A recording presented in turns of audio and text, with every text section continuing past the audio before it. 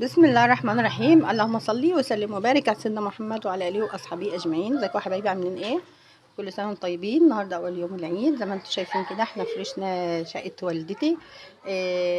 شقه والدتي زي ما انتم شايفين كده، جايبه مفرشين زينه. المفرشين دول ب1500. مفرش فرشناه على السرير الاولاني، مفرش على السرير التاني. وزي ما انتم شايفين كده جايبه حفظه برضو رصاصي فرشناها في الاوضه. والصلاة برضو جايبة حافظة حمراء من اللي هي الخفيفة اهيت، اللي عاملة شكل السجادة فرشناها في الصالة.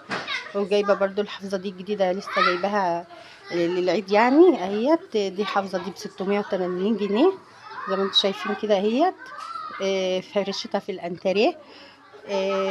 وبرضو الستاير زي ما انتم شايفين. دي الانتريه بقى بتاع والدتي فرشنا الحافظة وسيرنا الأوضة ونضفناها ونضفنا الأنتريه، والستاير كنا غسلناها بقى فرشناها زي ما انتم شايفين كده. الحافظة دي جميلة قوي، عجباني جميلة قوي، لونها غامق وحلوة. هي قطيفة من اللي هي البطنة من تحت كده زي الجلد، بتلزق في الأرض. وده المفرش اهو بتاع الترابيزة بتاعت الأنتريه اهوت زي ما انتم شايفين كده. ده الأنتريه بتاع مامتي. وبرضه فرشنا الأوضة التانية برضه. السرير برضه نفس الطقم اللي انا وريتهولكوا، والطقم اللي على السرير. هي جايبه طقمين زينه قطيفه.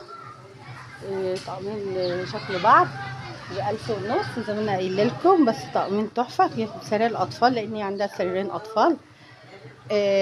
زي ما انتم شايفين كده. الاوضه هي جميله، هي الباب متفرشت اهيت. وهنا حاطين مشايه كده صغيره قدام الباب اهوت. هطلعكم بقى على الصاله. شيلنا الحافظه ديت الحمرا ديت. وده الكرسي كده وكنبه، كرسي انتريه وكنبه اهوت. وكرسي بقى بلاستيك كده حاطينهم كده في الصاله. دي الصاله بقى بتاعت والدتي اهي. ده المطبخ وجوه ده. قلت بقى عشان انا قاعده عند والدتي بقى في العيد، فقلت اوريكم فرش العيد ده عند مامتي اهوت بالشكل ده اهوت كده. خلاص اوريكم بقى الاوضه التانية اهوت. فيها سرير وفيها تسريحة وفيها الشاشة اللي انتوا شايفينها ديت. وده السترايات اللي على الشباك اهيت، والتسريحة يبين منها حتة. وده الحافظة.